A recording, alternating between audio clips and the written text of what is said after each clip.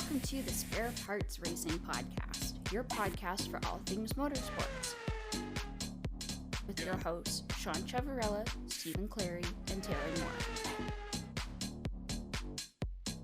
Hear that music? Hello and welcome to another episode of Spare Parts Racing. I'm your host, Sean. I'm Stephen. And this week, it is just the two of us. And yeah, we're going to have some fun talking about... we have a fun race in Baku. We have Indycar season finale. We have NASCAR at Watkins Glen. And yeah, I'll leave it to you, Stephen. Where are we going first today? Well, and all the off-track shenanigans. But, what do we want to start with? Let's start with the end of the IndyCar season at Nashville Superspeedway. We have crowned a champion. No surprise, it's Alex Palou. Well, I guess maybe to some a mild surprise, but he's been dominating this series for a long time, and he has once again captured the crown at a slightly different venue. That's about all that changed. I mean, going into last week, though, we talked about this. We asked, the three of us, who you think is most likely to win. Or who would you put your money on? We did. You and Taylor both said Power. That is true.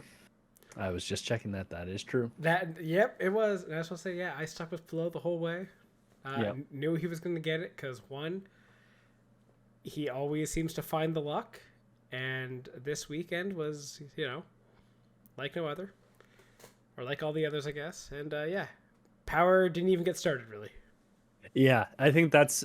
From what was a good race on track as a standalone, it was disappointing from the championship perspective that it was over so soon, right? Because it was only a couple laps in that Power got knocked out with his seatbelt issue, right?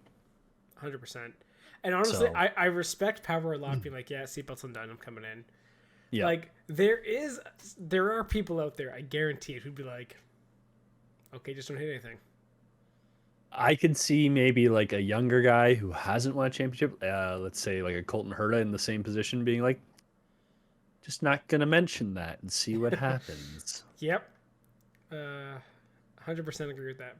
But as much as we didn't have an interesting championship fight, we had very interesting leader circle fight still that was relevant all the way through that race. And the final leader circle was a difference of 1 point, which is absolutely really hilarious. Yeah. Please tell me it was the 78. It was not. The 78... or no, they were pretty clear. Yeah, that podium helped them. That Connor Daly podium. Yeah. Well, and he was top 10 this weekend as well. Yes, he got it. Yeah. So he cleared it by, was that... oh, man, I'm trying to do math on the fly. 27 points? Sure. Maybe? I don't know. I don't know what you're looking at, so... 209 minus 186. Well, I think I carried a one wrong. Probably. I don't know. Anyway, he was fine. He was safe by a good amount. Yes. He was not in danger. It was the 41 that missed out to 185 and the 30 for Rahal getting in at 186. Ooh. But yeah, for the race though, good race. Colton Herta finally got his oval win. Mm-hmm. Which it's hard to believe that's his first oval win. Yeah. You'd expect at least one or two maybe at this point in his career. He's been around long enough. But I mean, some guys just don't always find it. Yeah, and I think the shocking thing also with that win, like Colton Herta came second to the championship.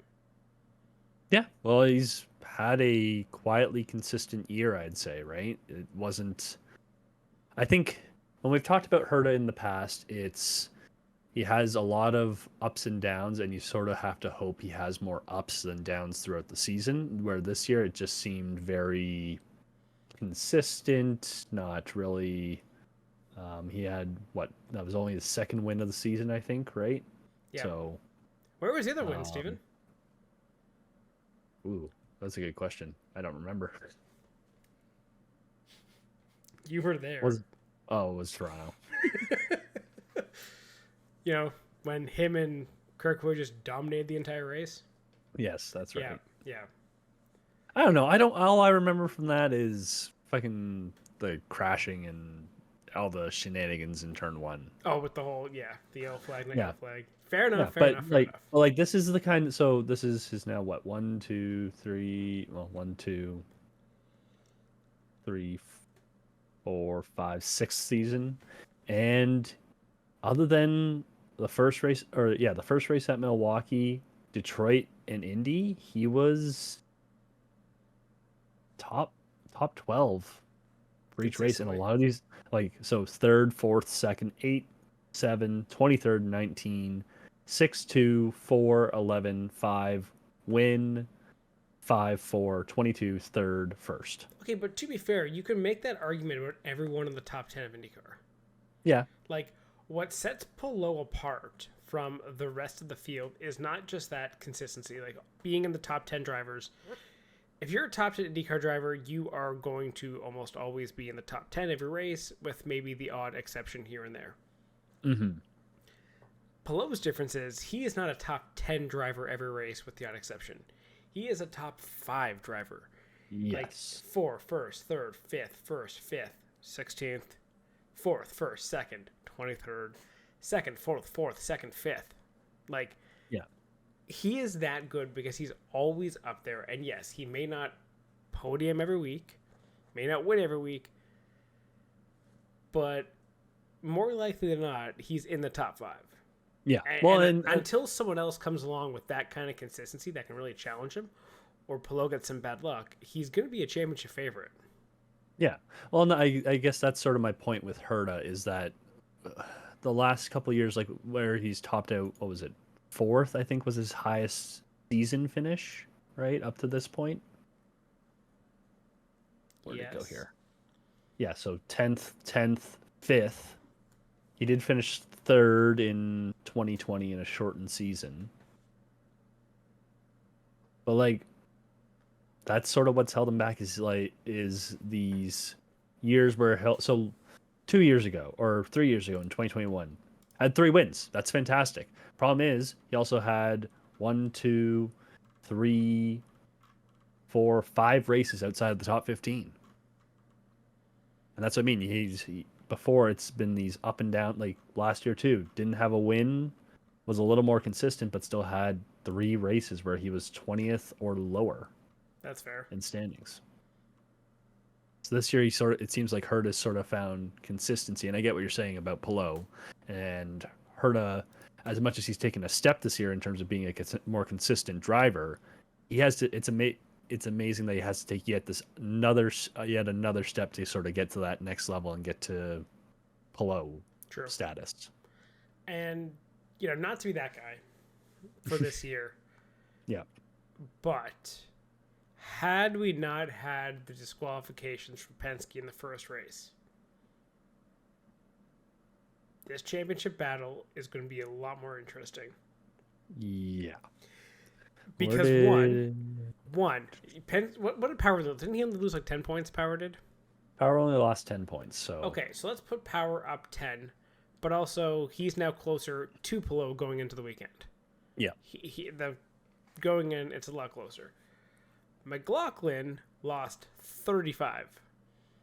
So he now finishes the season literally 4 points behind. Yep. Also, that was Newgarden. That was another thing. I was just saying Newgarden. I was saying another thing I loved though this week though was McLaughlin trying to subtly kill, but not subtly kill Palou in the run up to the race. Yes. Hey Alex, you want to come over for sushi? Oh, and I thought, okay, that's a fun little bit. And then he kept doing it in the week. And then the Ganassi team actually started they have a interview together. Uh-oh. Shit. Get the bubble. Yep. But yeah. Just to finish your point on the points lost, Newgarden would be at 501. Just adding his win back. Wait, how'd you get 100 points? Isn't a win only 50 points? But he got deducted 100 points, did he not? Oh, was it that too? I thought it was a 100-point penalty. I thought he just got disqualified from the race, Like, which was a 50-point penalty. yeah. Okay, so at the low end, he gets 450. At the high end, he's at 500. I think it's 450 because Newgarden didn't actually have that great of a season. No. Which would make a lot more sense. Yeah, I think it's 450. Because even with that, he still only finishes 7th. Up from 8th. So, yeah, can't really say like Newgarden had a great season, despite all of us saying, oh yeah, he's going to have a great year, because there were so many more ovals on this year's calendar. But besides the 500 and Gateway, which was his only real wins, he didn't have a good year. Like, at least not to the consistency that Palou had, that Herta had, that McLaughlin had. Like, McLaughlin, I think, is possibly your number one guy at Penske next year. Yeah, could see it. I mean, at the same time, it's just for them. I think it's just you have a stable of good drivers where any guy can be the one guy year That's in, fair. year out. So, anyways, we can do a whole breakdown on the entire season next week, because after this week, we get a nice 4-week break from F1. There's not a whole lot going on. Yeah, we can go over all our picks, who was right, who was wrong. I assume I was right. I'm just going to assume until proven otherwise, so I'll save it for next week. I can send you a snapshot of the fantasy and show you where Kiffin Simpson ended up. Oh, Jesus Christ, it took Simpson. Damn it. Fair enough. Anyways, we'll save the full breakdown, because I think that's sort of where we're going, unless you have any other final thoughts on the IndyCar finale at Nashville. So I think this is already on the schedule next year. Do you want this track back? 100%. The only thing, and I've seen this point brought up a little bit, should they run this race at nighttime? No. No? No. Okay. Fuck night. I hate night races. Started at like 12, 1 o'clock, right in the day. Yeah. You know what the best thing about a day race is? What's that? It's something you can bring the whole family to. Yeah. This is my biggest gripe with NASCAR, with their whole like have to start at 4 o'clock to appeal to like mass TV audience. Yeah, but it hurts your attendance because you can't bring a family to it. You can get everyone there for 12 o'clock, and then you're out by 4. Everyone's happy. You get to go home. Yeah, traffic might suck, but you wait an hour before you're home, whatever. However, if it's a night race, you start at 8 o'clock, you're out of there by 11. You're not taking kids to this event. Mm-hmm. And, like, not everything has to be, like, a 10 o'clock start or something. Like, we can have daytime events or, like, a prime night under the lights. Yeah, or made for TV necessarily. Yeah. But. No, I get that. Just an idea that I've seen floated out there a couple times. And I think from a TV spectacle, yes, it would be fun. But, yeah, you need to make your gate money. The TV will be there regardless, I think. Especially with this being a finale to your season.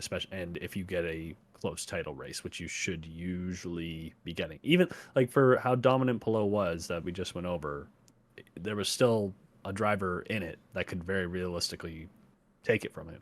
Yep. It would take a couple things to fall his way, but anywho. Well, it almost did in the last 2 races, right? Because Palou had the Milwaukee issue. Yep. And then, so it was a good season all around, and I thought the finale was really good. The battle between Herta and Palou was really good.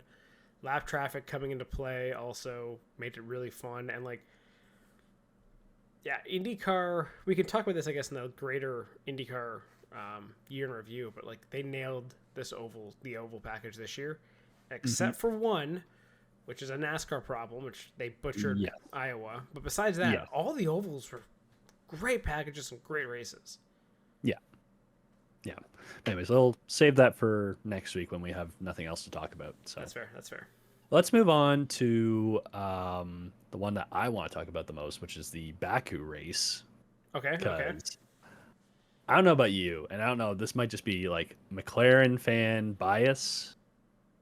I thought this race was great. No, you're 100% correct. Like, this was a fantastic race, despite not being a whole lot of necessarily like good passes and good overtakes. Mm-hmm. It was, I don't want to say like nail biting, but like you didn't know what was going to happen. Like you would get into these, I guess, segments of Leclerc chasing down. Well, even the beginning of it, I guess the other way. First, it was Leclerc leading, being chased down by Piastri. Okay, Piastri looking good. His tires start to go. Leclerc kind of takes off, gets that gap. We get the pit stops, and all of a sudden, roles reverse. Mm-hmm. Piastri gets ahead of Leclerc, and Leclerc couldn't find a way by him.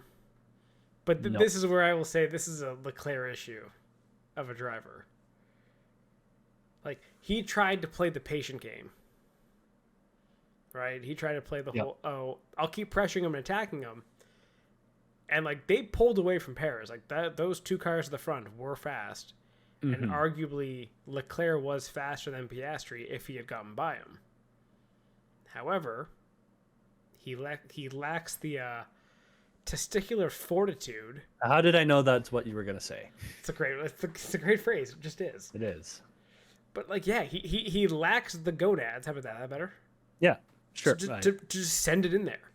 Yeah, well, and I think you see the difference because the move that Piastri made to get past Leclerc on that second stint was the move that Leclerc has to learn how to make. Yeah. This, because you watch the Piastri pass, and Leclerc's just like out for like a Sunday drive, just casually, into turn one, nice and easy. I'll take the nice wide line, make sure didn't expect it. My spot, and all of a sudden there's a papaya colored car sitting right there, and he's like, oh shit. But that's where, like, you never saw Leclerc really make that sort of lunge anywhere on the track, right? Like it, and there was times I think Piastri really showed how much he's matured as a driver over the last 2 seasons driving the McLaren.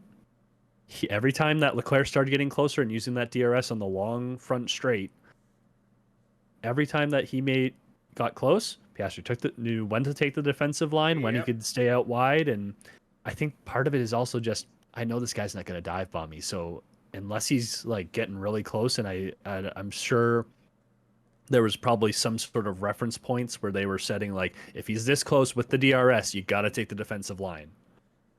But if it's like pit entry, he's this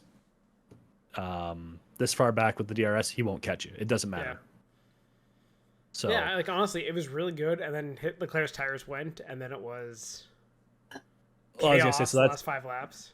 Yeah, well, so I was gonna say the other thing I think Leclerc fucked up on was he didn't commit to an attack. He, as you said, played a very patient game, but I think he just ended up burning up the tires. So part of the reason, I don't even think Perez necessarily fell away. I think because he was the first to stop out of those 3. I think his plan was, okay, I'm gonna try and stay with him for a little bit.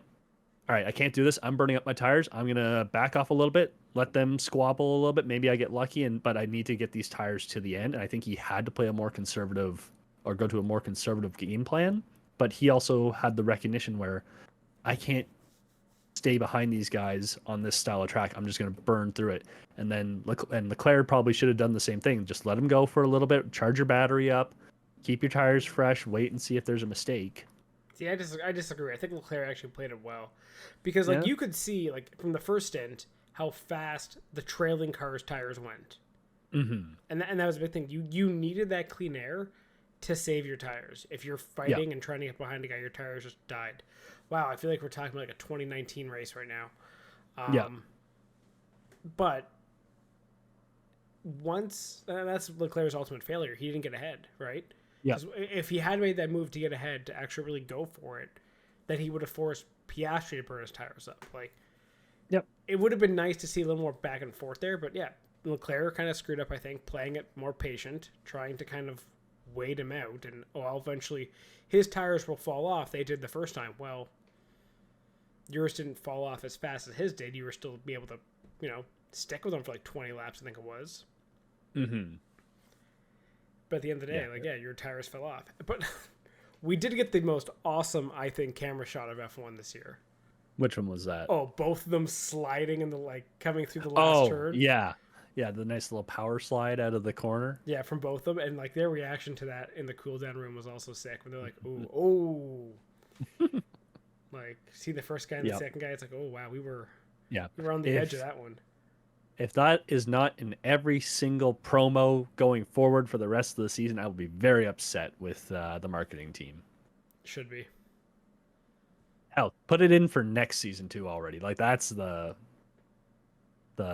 shot where you. Well, I was gonna say that's where you get the narrator saying something along the lines of these guys are right on the edge and something and one slip causes disaster, and that's where Netflix takes that and then somehow shows a McLaren in a wall somewhere, even though everyone will know that's not the same incident. That's fair. So, God, I may have just planned out a perfect promo for this. Why don't you make it? You do it, Steven. You make the promo cut. Yeah, I can do that. Yeah, you got your skills, your editing. You can do it. Skills. We'll see. Anywho, we didn't even get to the juiciest part of this race, which was the battle of the Spanish-speaking drivers, with Checo and Sainz taking each other out with 2 laps to go. I loved seeing everyone lose their mind over it, but at the end of the day, I think it was just kind of it was a racing incident. Yep. If they touch cars 6 inches ahead or 6 inches back, you don't get that hook. No, you just get the little wheel-to-wheel rim touch. Yeah, and someone walks away with a puncture. Yeah. But yeah, that dramatic touch and hook, right? That's unfortunate. And did create a massive wreck that Russell benefited from. Mm-hmm. But yeah, I'm just people trying to be like, oh, he drifted over. I'm like, well, it's not like it's a major drift over or someone's driving into someone. It's just guys trying to chase the slipstream in front of them. Yep. That may have not focused in their mirror or not realized how close they were to the other guy, and just a slight touch happened and just turned them both into the wall. Yeah, well, you watch the signs on board and you can see Leclerc sort of listing a little to the left, and he tries to follow that exact same list, and Perez is just right there because he's like, well, I want to stay to the right and not give him the slipstream, but also catch Leclerc's slipstream as much as I can. Mm-hmm. So, and then just an unfortunate hook for the two of them, because I think Sainz had a pretty good weekend overall. Checo, I mean, this is the weekend you've been waiting for since Miami, or maybe even the entire season at this point. To be fair, that one fucks over Ferrari in the constructors.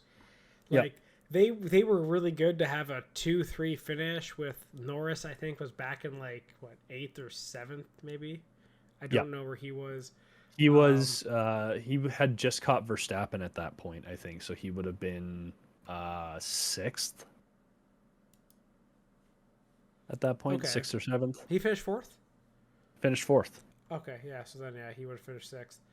But if you went from having Norris a 1-6 finish and a potential 4-7 finish.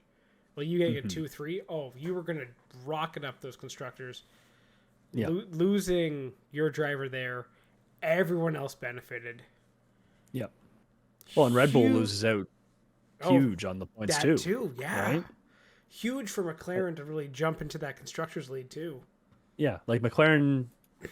Well, actually, no, they wouldn't get the lead because they wouldn't have gotten the full benefit of the points. But they that's a bunch of points left on the table for Perez as well. That's 16 points on the table. Oh, for sure. So great race for Mercedes Williams. Yeah, fantastic result overall. 8th. Franco Colapinto, I'm sorry I doubted you. I was not familiar with your game. But no, he's been surprisingly good for for his first 2 races, really. Yeah. Alonso got 6th, which basically I'm pretty sure cements Aston in their spot of 5th. So they can start calculating how much Newey has to work with now. Yep. well, yeah, 48 points up on the V carbs. I don't think they're getting caught. I mean, they're not making up the points to I think Mercedes. Haas might catch V-Carb, I'm not going to lie. They could. They very well could because Ollie Behrman, with the promotion from the crash, puts a point in the bank. That's a great record, eh? Yeah. The first driver to score points with two different teams in his first two races. That seems like such a Niche. well, no, I was gonna, you know what, very niche, but I was gonna say that's such a like dog days of summer, midweek, baseball game stat. You know how they throw the stats up for the batters, and you gotta do so you gotta do 3 or 4 stats every single game. And you gotta do it for 100 or 80 something times. Yeah, has a 700 batting average when the day ends in a 1 and the moon is in retrograde or some bullshit like that kind of stuff. Yeah. Yeah, but very good for Ollie Behrman to be in the spot to pick up a point for Haas and benefit from the Sainz and Checo crash. And I was gonna say the other thing that was fantastic was Lewis Hamilton after the race, sandwiched in between these two young guys, going up and giving them a nice little good job, guys. You got some points for your teams. Yeah. It just shows I think the maturity, well, not the maturity, but like the classiness of Lewis Hamilton. Well, even when he is that elder statesman now of the sport, right? Yep. He is Vettel of 5 years ago when Vettel was doing that, even though I think they're actually the same age, but like, you know what I mean? Yeah. When you kind of stop giving a fuck, but you're still having fun. Well, I mean, like I think he knows the rest of this year he's not getting prioritized for anything. Why would he? He's not going to get any of the new parts. He's not going to get strategy calls. He's just going to sort of putt around and clean up what points he can to end things on a good note before he heads off to Ferrari. Yep. Right. So, should we talk about the McLaren controversy with the wing thing that everyone seems to be going on about? The flexy wing. Yeah, the McLaren. So apparently it's McLaren and Mercedes that have had a flex in their wing somewhere with this. But the McLaren one specifically is drawn light because it has that little secret DRS it's saying, like, yeah, it makes a little bit of a gap. Yeah. Which honestly is fucking genius engineering. Yes. And that's, I think, where people are trying to decide, is it genius engineering playing within the rules, or is this a thing that we see every year from the top team? Because I'm pretty sure Red Bull's been called on this as well. Ferrari, I'm pretty sure 2 years ago had it, where it's these guys are doing a little too well. Can we find something? Can Inspector Max go up after Singapore and be like staring right at it? Is that wing like a millimeter too big? Don't touch the wings. Yeah. Yep. Just don't touch it. You can look at it. Just don't touch it. Yeah. What do you think is the result of this? Is there going to be a fine? Is there going to be penalties? Is there going to be anything? If anything, it should be, okay, we're changing the rules next year in the regulations. Rear wings now have to fit in this dimension box or be in this kind of rule set. Because you're already getting, because the flexi tests are so easy to pass. Like, it just amounts like how much weight is on them, and okay, are they not, they're sturdy, they're not bending, okay, you're fine. But the weight on them at like 200 plus miles an hour is way different, and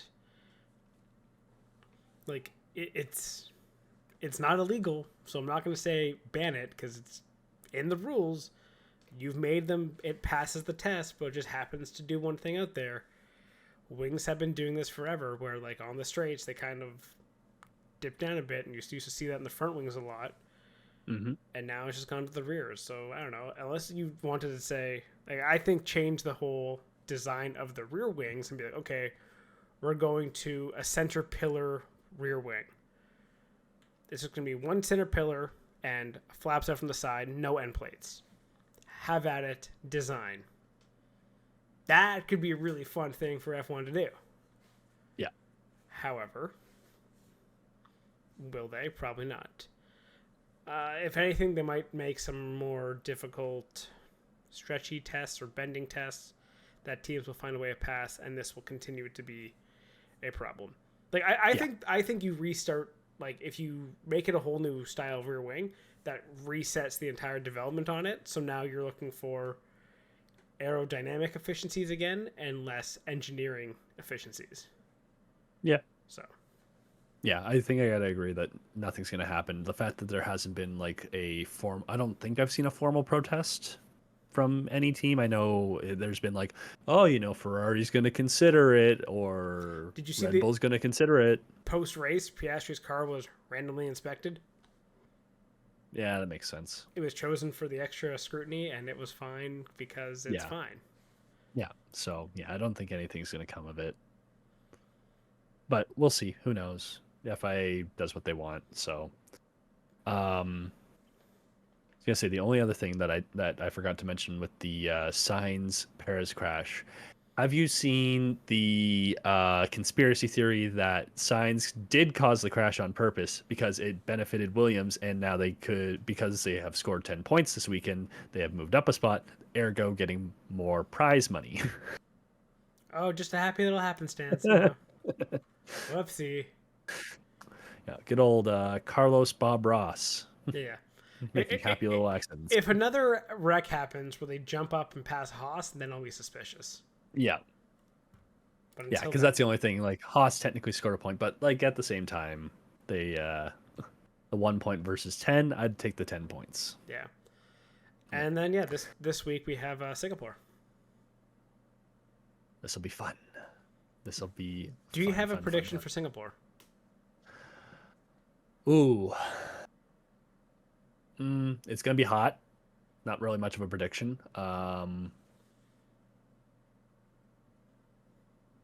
I will say that McLaren will have 2 on the podium. Okay, that's okay. Which not much. It's not much, but at the same time, I'm saying Ferrari's going to have 2 on the podium.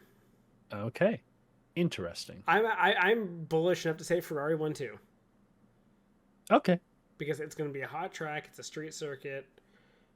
You don't get as many straights for McLaren to use their whole wing advantage on. A lot of twisty, turny bits. We know they were good in Monaco. We know that Ferrari was good in Monza. So, under braking, seems pretty strong. A lot of braking at this track, and they're good on their tires. So if it's hot and tires start slipping and sliding, then that's a car I think can make it work. Yeah. And you know what? So I'm just looking through the entire schedule. It's not that saying McLaren can have 2 on the podium is necessarily a ballsy call, but it's only happened twice this season. Yeah. So. Okay, so both of us will bet this weekend. I'll bet for 2 Ferraris in the podium. You'll bet for 2 McLarens, and I think one of us will be right. Congratulations to Mercedes for getting 2 on the podium. You think they're gonna somehow end up letting Hamilton get a podium? I don't know. It's just how our betting luck works. Okay? I know, but I don't see Mercedes being a team that's going to be challenging to win this race after the last couple weeks. Historically, Red Bull is not good around here. Yeah. So I feel like you're looking at a Ferrari McLaren duel again. I wonder how risky do you get with flirting with the Max Verstappen does not score a point here with how he's the car so that car was 7th this weekend without the crash. That car struggles in Singapore. If the odds are good plus money. Listen, I'm putting my parlay together right now, and you are slowly convincing me. Huh. But that does also mean he has to be passed by both Williams, Fernando Alonso. Hamilton could get past him, I think. And then also a Haas or 2.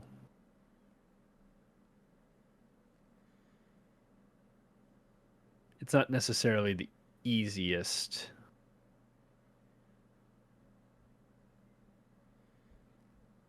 But at the same time, because it's not easy, probably good odds. So Yeah, I'm just trying to think. anyways, I think the only other thing we can really say out of here that we didn't really talk about already while you're looking up and trying to build your parlay is I think Lando Norris had a really good recovery drive. Yes.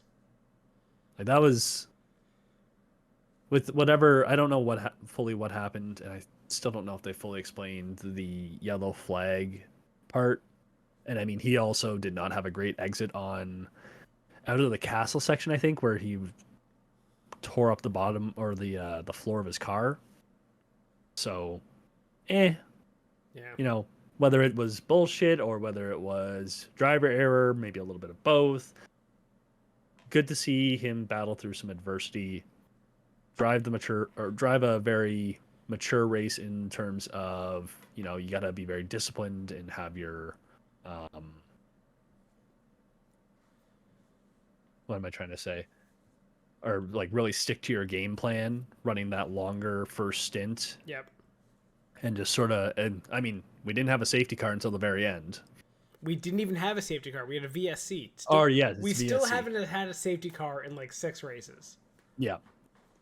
Yeah. So, but like that, realistically, that's what they were waiting for to switch over to the mediums, right? Was like just a late safety car or a mid-race safety car, switch over to the mediums, nurse the tires home. That's what they were waiting for, was to get that cheap pit stop.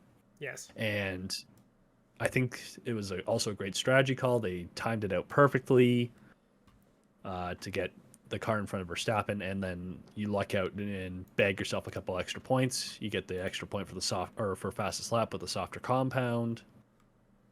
Just a very good weekend overall and great recovery drive. You help your teammate get a first win without just giving him the spot. Right?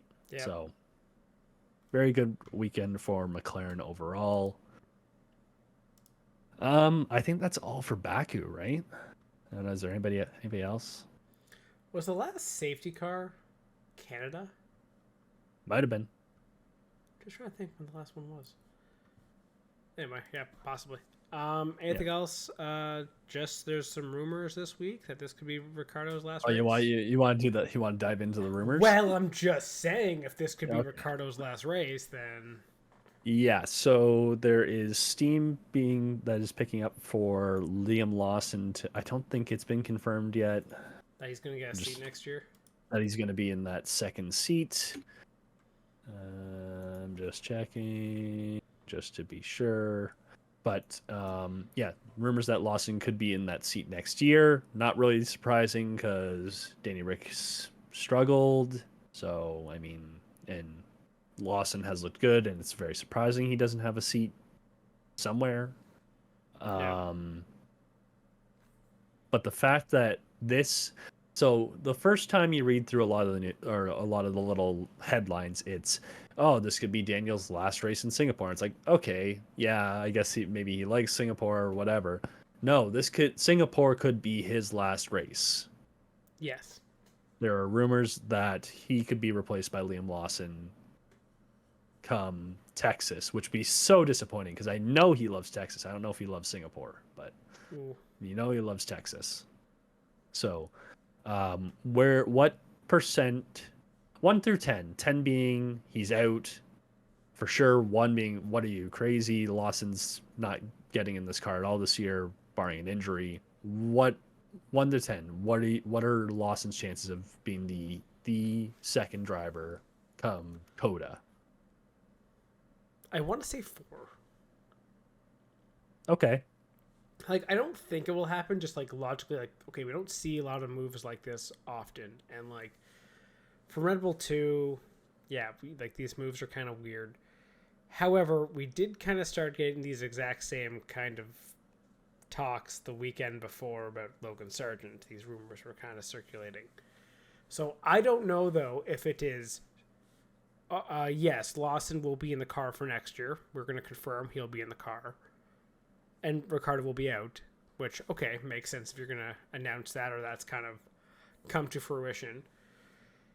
But on the other hand, like, well, it would be so Red Bull to basically have him and then say, okay, you're going to be in the car next year. We want you to have as much seat time as possible. Danny, thanks for your service. Here's the door. Right? Yeah. So I feel either way, like they're kind of possible. Like I don't want to say 50-50 with like a 5, but I'm going to go a little bit less because I'm like, I don't really see Red Bull doing that, considering half the reason to have Ricardo is also because of the sponsor he pulls, and you're also running a sponsor-specific like new livery this weekend. I don't necessarily see it happening. Yeah. But I can believe it, but I don't think it will happen. Yeah, I'm sort of in the same spot at like a 2 or 3. Like anything can happen. F1 can be very cutthroat at times. I don't think for the Red Bull family as a whole, you need to do it. I mean, the performance in the car is just not there, regardless of who is driving it, I think. And then you don't need to take that PR hit. Danny, regardless of his performance, will always be one of the most beloved drivers in F1, maybe history, right? Like he is always seems to be beloved wherever he goes. I guess, yeah. I don't see a point of taking that PR hit for something that's not really his fault. Like with Logan Sargent, we now see the difference. Like Colapinto scored points. Sargent hasn't done that in a year and a half. It made sense. It was time. He didn't bring big sponsorship dollars. Let's be honest. I think Sargent was going to get the points regardless. Maybe. But yeah, I see what you mean. I think Colapinto has shown there's a difference between him and Sargent in his first 2 races. I actually disagree with that because I think both those races suit Williams' cars perfectly. So doesn't necessarily mean that he's going to score points. That's true. Still got to be able to drive it. Yes, and that's not where, put in a wall. Yes, and that's where I think there's a difference. Fair enough. So, but yeah, I guess we'll keep an eye on what news comes up in the next couple of days. We'll get through the weekend, and then we have 4 weeks of nothing until we come back in Coda. So fun. That's an awkward break. Yeah, basically it's like a second summer break, essentially. Yeah. And part of me has a fear now that I know they have released the schedule, and I can't remember if there's a break in it, but part of me is like, are they going to use this as like, hey, we've got an open spot. Let's squeeze another American race in there. Hey, Chicago, you're up. We can go from the north Midwest down to Texas in a week. That won't be a bother for anybody after coming over from Asia. Why would you even put that idea out there? You psychopath. It's F1 and Liberty. We know that's already out there, and they're just going to try and squeeze as many tracks on as possible and add as many. That's fine. I hope you know this. If this does happen, I will totally blame you. That's fine. But yeah, you bring up a good point. They could, but no, I don't want it. No. Okay, well, let's not talk about F1 anymore then before there's more jinxes thrown around. Let's go to Watkins Glen and NASCAR, where it was a very surprising finish in terms of there was not a playoff driver in the top 5, and I think that was the first race in all 3 series, that being Trucks, Xfinity, and Cup, where a playoff race has not had a playoff driver in the top 5. So your top 5 out of Watkins Glen: Chris Buescher, SVG, Sean's favorite driver Carson Hocevar, Ross Chastain, and Zane Smith. Chase Briscoe is your top playoff performer from the Glen.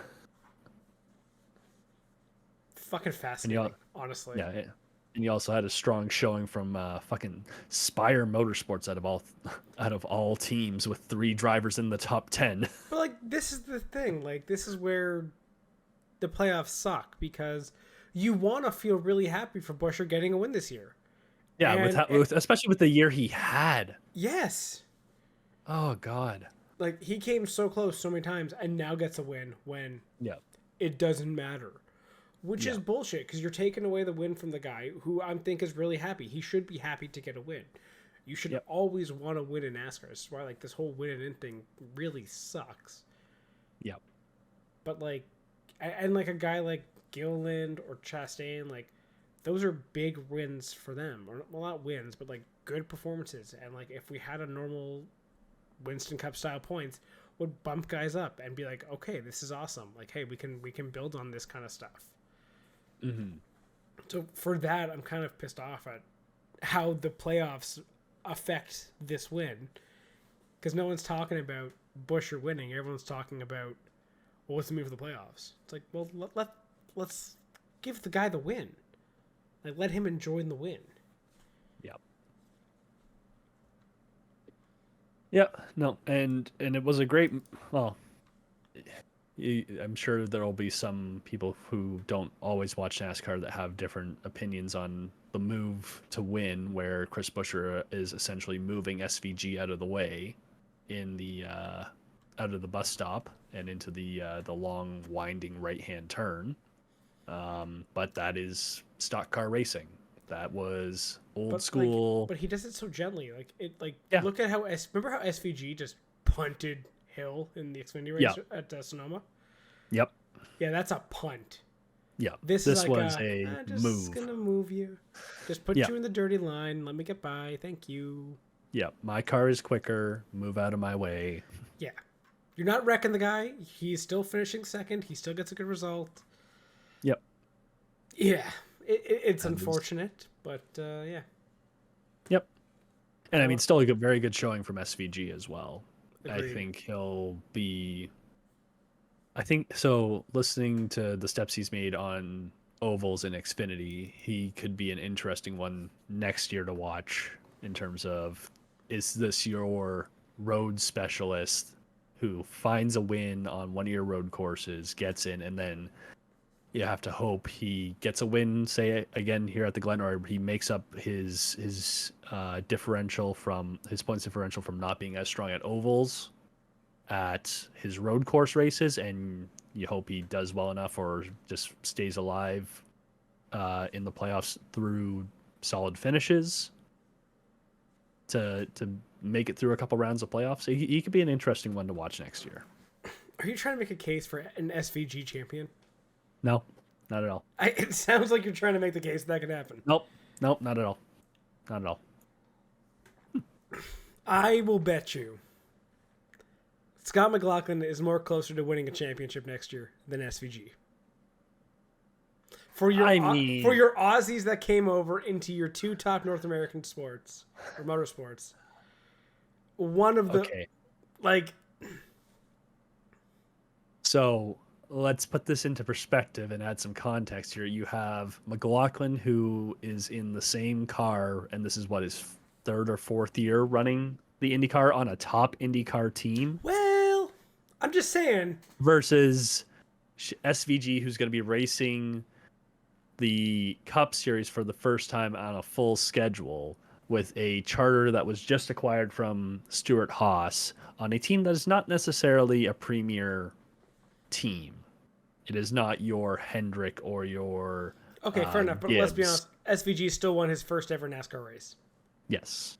And Scott McLaughlin got pole, I'm pretty sure, on his first ever IndyCar race. So these guys are talented. And yes. Oh yes. I'm not saying no, but I'd say if I wouldn't take that bet because I'm thinking that's how ridiculous it is to think SVG is a championship shot, because he isn't in any of those things.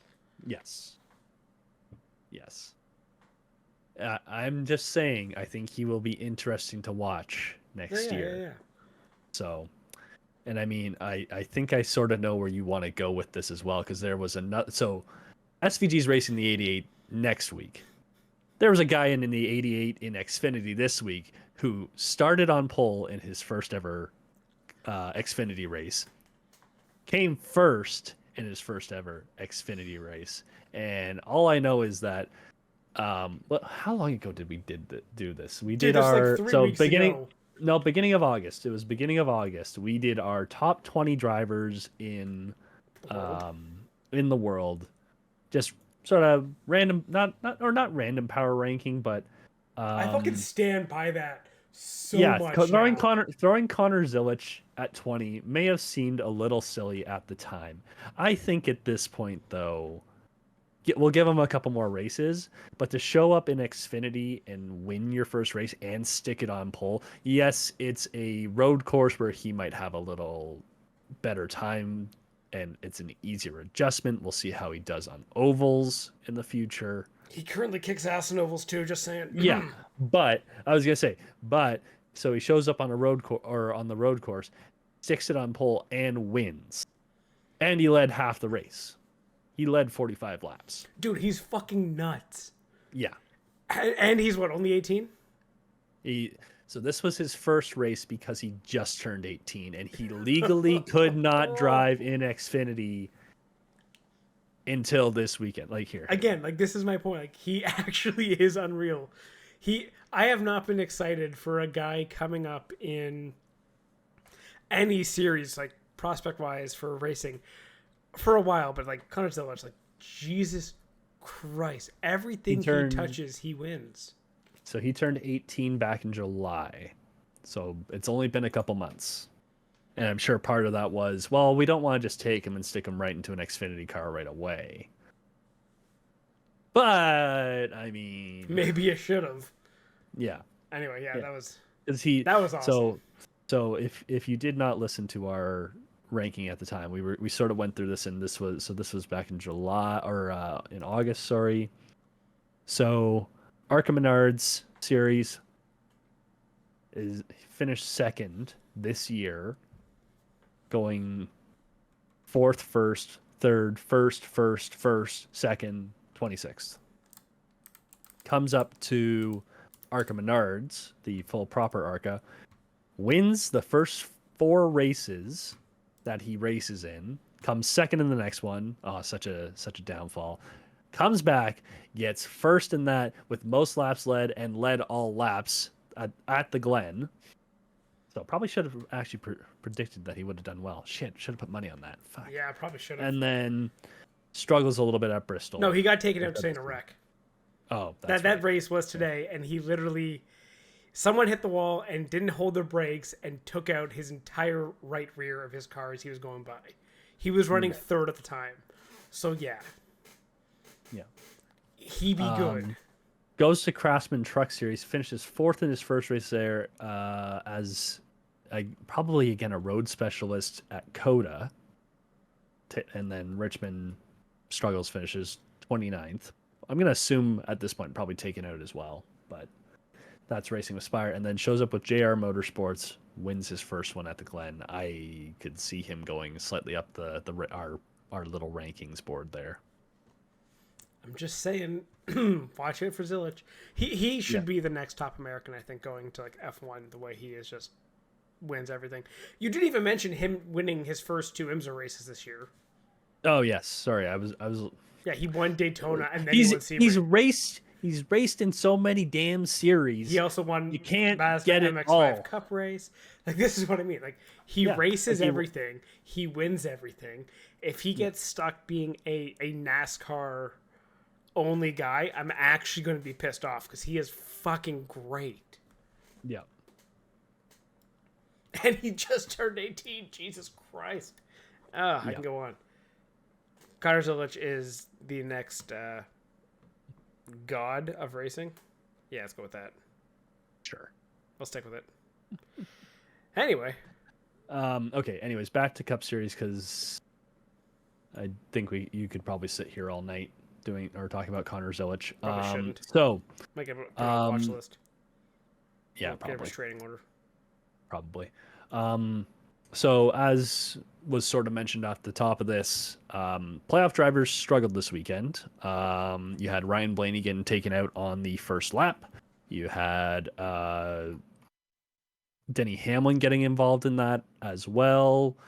Harrison Burton, both of them Ty Gibbs finished down there as well. That finished 22, 23, 24. Keselowski 26th, Chase Elliott 19th, Bowman 18th. A lot of guys struggled. Like your top playoff drivers were again Chase Briscoe in 6th and Austin Cindric in 10th. Which was actually huge for both those guys. Yeah, so with that being said, let's have a look going into the final race in this stage of the playoffs. You have Joey Logano, Christopher Bell, who is 40. So Logano's locked in. Christopher Bell is 46 points up on the cut line. He is as safe as you can be. Yeah, Austin Cindric, 43 points up. That's a bit surprising. But he's raced really well the last couple of weeks.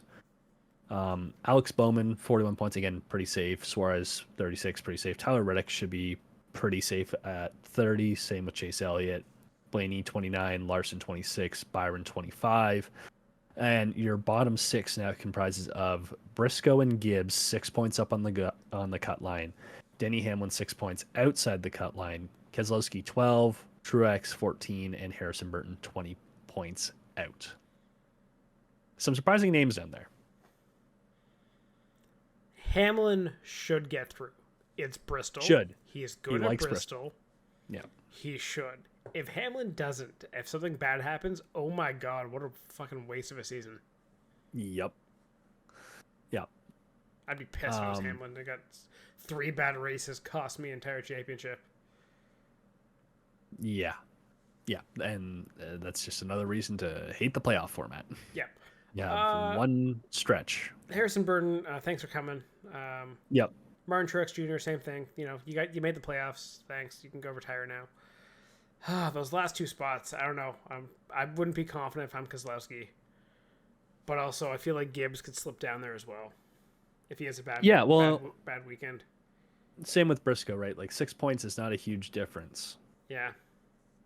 And if it's anything similar to the spring Bristol race that we had, which was just pure chaos due to the tire fall off, this could be a really interesting time. This could be a really fun race. Yeah.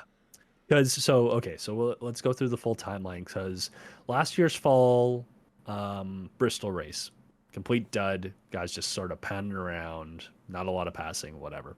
Come to spring this year, and this was the race where, if you remember, they had to get Goodyear to approve, saying, yeah, we will give you an extra set of tires because the tires are just dying.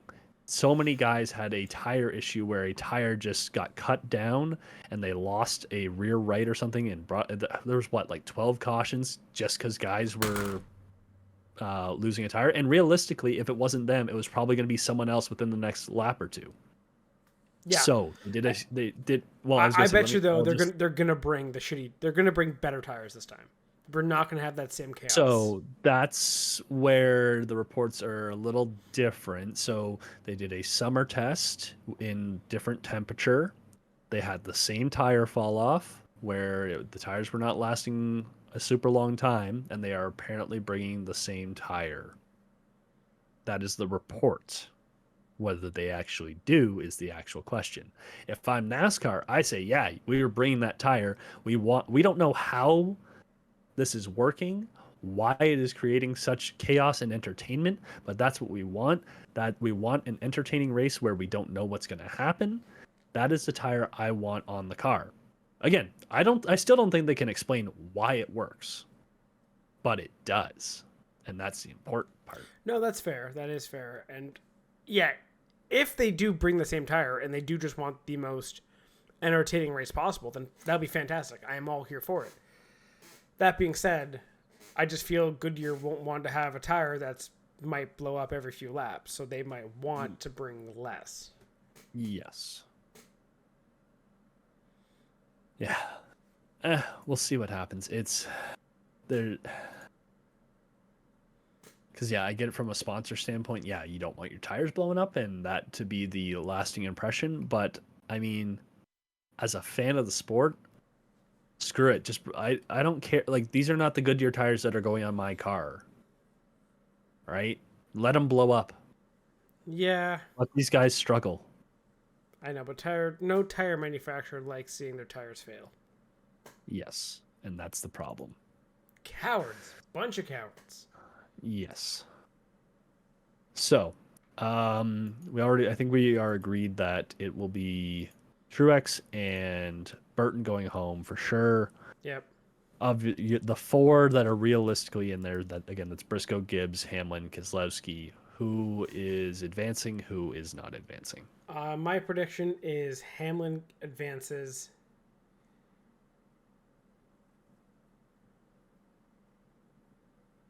Can Byron fall down? That'd be a really bold call. It'd be a heavy fall. At that point you're saying it's Byron or Larson is in play, maybe Blaney. Yeah. To be fair, we did see a large swing in points, and we know Hamlin can definitely bank some stage points. I think Keselowski and Gibbs are out. That's what I'm probably going to go with. Okay. I think Hamlin will hold on, but I think Briscoe's just going to hold down with his good week this week. I was going to say it's both Gibbs cars are getting through. I think Denny's going to drag. Yeah. I'm going to say Denny and Ty are going to stick together and try and find their way around. And if I'm coaching Ty Gibbs this weekend, I say you follow him and make sure you don't lose him. On the flip side, if this is going to be an absolute crazy tire race, then I will totally assume chaos will happen, and some guys might get taken out in stuff that's not their problem. Yeah. And if that happens, and if you're one of the bottom four that gets that, just things fall your way, and you can't recover from that, that's unfortunate, but that's the way it goes sometimes. Yep. Also, I'm just looking, so at the spring race this year, Ty Gibbs won the first two stages. He finished 9th. Keselowski was top 4 in both stages, finishing 4th and 2nd. Ended the race 3rd. Man, all three of those guys can drag themselves out. Yep. Denny Hamlin was not overly great in either stage. He finished 7th in the second stage, and I don't even think he was in the top 10 for the first stage. Nope, but he won the race. But the only guy I'm not seeing here. Long runs by the end of it. You had those long runs, and you had that whole kind of really loose tires, and you really had to manage your tires. And that's when the old guys, like your Hamlins, like your Keselowskis, they really excelled in that kind of save your tire environment. Yep. And then lastly, for just to round out those four guys, Chase Briscoe finished 14th, did not score stage points. You know what? Maybe Byron falling out wouldn't be ridiculous. Maybe not. It would take a lot, but again, if it's, as you said, the chaos where someone gets taken out not on their own accord, I can very easily see that happening as well. Who knows? I'm going to stick with that. I'm going to say Byron gets bounced, mostly for fuck you, Taylor, for missing this episode. Yeah, she's not going to listen. No, she isn't. And we're going to do this because I know we're going to do this because every single time someone misses, we plant a little thing in the episode because, they never listened. You didn't listen. She didn't listen. No. So, yeah, Byron's going to lose. If Byron does make it and Taylor calls me on it, I will give her $20. There you go. So, it's not my fault someone had to take off to fucking London.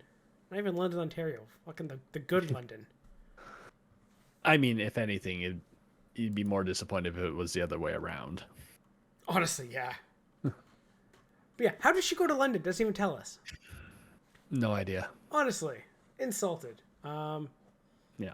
Okay, anyway, is that all we got for the playoff stuff? I was going to say, we can save some stuff for next week. It'll be a little juicy. We can get into next week. We'll get into the Zach Brown random letter that I thought was originally just IndyCar, but he apparently has also randomly started talking about F1 stuff and how their year is going. So I was like, okay, sure, I guess. We'll have Singapore, we'll have Bristol, and the end of round 1. Might get some more signings and driver changes possibly. Yeah, we'll see what happens. We'll still have lots to talk about next week. Yeah, apparently Ray Letterman Lanigan is a front for some illegal activities. Yep. Anyway, we'll see if we get there. Is that all we got? That's all we got. Okay, well, in that case, thank you very much for listening to this episode. We'll be back next week, and we're going to talk about all those things and whatever else comes up. Because, it's what we do. We love motorsports, and we'll be here most times to talk about it. Unless we go to London, apparently, because, fucking Taylor. But anyway. Thank you and goodbye. Thank you for tuning in to the Spare Parts Racing podcast. Remember to subscribe so you don't miss an episode, and follow the show on Twitter at Spare Parts Racing. That's Spare Parts RACIN, and on TikTok at Spare Parts Pod. Follow the hosts at Sean Chavarella, at Stephen Clary, and at Tay Moore.